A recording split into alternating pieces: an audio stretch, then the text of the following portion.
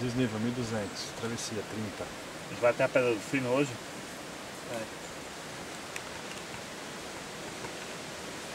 Ninguém preencheu termo de conhecimento de risco, né? Não. Os caras são foda.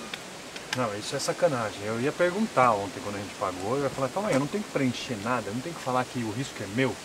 Ou vocês, se eu cair lá e quebrar a perna, vocês vão pagar tudo, porque é responsabilidade de vocês.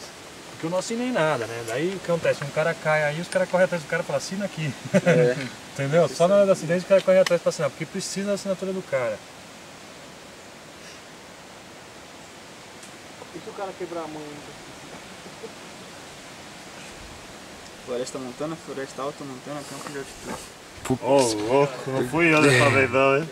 Oh, Isso aí foi pra começar a trilha, né? Liguei o turbo agora, velho. Vambora. Nossa senhora! Zóio, cara, isso tá fedendo mesmo. Quando vai de zóio é que o peido tá podre.